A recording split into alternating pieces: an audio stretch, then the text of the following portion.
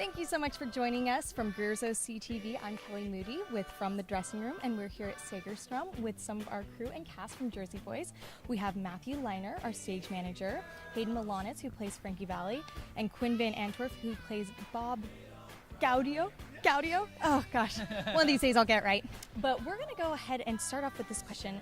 So Jersey Boys is a show that moves through the decades. How does that alter your acting or the design of the show and how the story progresses? Well, the best part about it is we get to play 40 years of these people's lives, which is pretty amazing. So, I mean, anytime you as an actor, you get a part that kind of pushes you as much as these ones do, it's really like a great honor to have, because it makes you kind of a better performer, it makes you a better person. And then, most of us have done this show for quite a long time. So sometimes, year 4, you're like, oh, I never knew what that moment of that person's life was like until just now. It's been interesting to kind of grow into these roles over the years. I got this job at 22, so there's a lot of his life that I didn't really have experience with, so you fill in the blanks, but as you go along doing a show about 4 guys on the road, and you're 4 guys on the road, you sort of grow with the character. You sort of grow with them, It's amazing, and it's amazing, especially I look up to Bob a lot, to have kind of a great mentor in this part, to kind of show you how to grow up as you grow up with the part. So absolutely.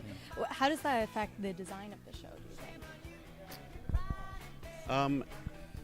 It's an interesting question. The design of this show in particular is amazing with the way the set was constructed.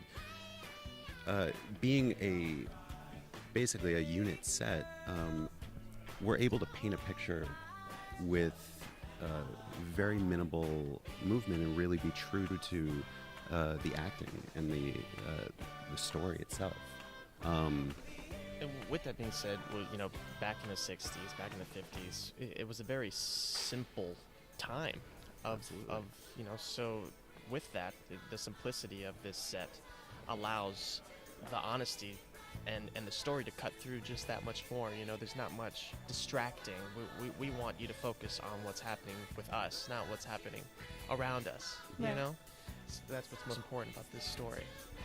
Absolutely. Yeah. Another question for you, Matthew. Mm-hmm. What are some of the challenges in the stage transitions during the show that leave you really relieved once they're over? This show has such a pace to it, and that the second we start, it just rolls. There's no way to not have you just sucked in. So you can imagine that as much as you're seeing on stage, there's 10 times the amount happening backstage.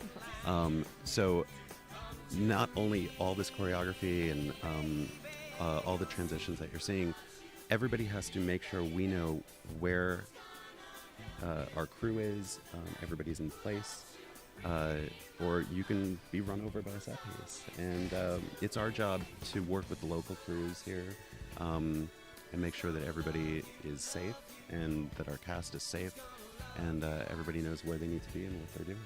Absolutely. Since this show is based on the real-life story of Frankie Valli in the 4 seasons, has that altered any of the preparation that's gone into this performance for you guys as actors? Frank? Yeah, I think being that it's the real true story of Frankie Valli and the 4 seasons, there's a lot of research that's done, because you kind of want to do this role justice and do the history of it justice. Yeah, so there's a dramaturgy class that they so graciously provide for us with a dramaturgy booklet the size of, I don't know, huge. So, and we kind of just dive into the history of. I think that's the golden ticket of doing it justice is diving into the history of these guys. Do you think it leaves you with a little bit less creative room to really design that character because you are basing it off of someone who's real? I think with this specific role in this show, they have certain things that work and that they're used to working. So coming into this show, I kind of had to cater towards fitting into a sort of structure that has been working.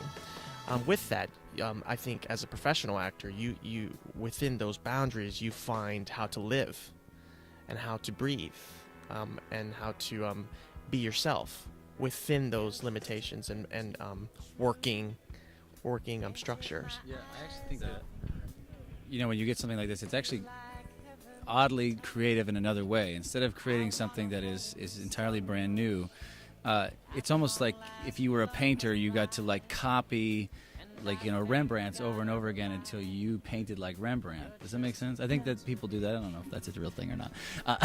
But like in some ways, you get this person who's really alive and who's really around and available to you, and you get a show that is directed as well as this one, and from there you get kind of you get to kind of work backwards. They give you all the answers and you go, oh, that's how they got to this thing, and that's how Bob did this, and that's how whatever, and so you get to fill in all your backstory kind of the opposite way. And that was really interesting for me, especially out of school. It's almost like a great gift. You get to learn from the best by seeing what the result was and working backwards on it. This is a question for Hayden. You play Frankie Valli, who's best known for his falsetto voice. Yes, that's you.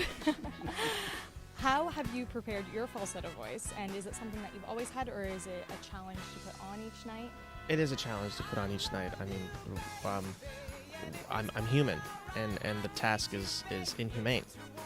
It's a very alien Do we need to contact task. someone about Yes. this? I hire a personal assistant to hit me in the nads every night to hit those high notes. No, it's constantly challenging. Yeah, changing environments, traveling, and I think what's most important is sleep. For me, I think that's the golden ticket. Definitely. But it's forever evolving, and they provide voice teachers for us, which is great to acquire that skill. Was that a range that you always had? It was a talent. It was a talent that always lived within me.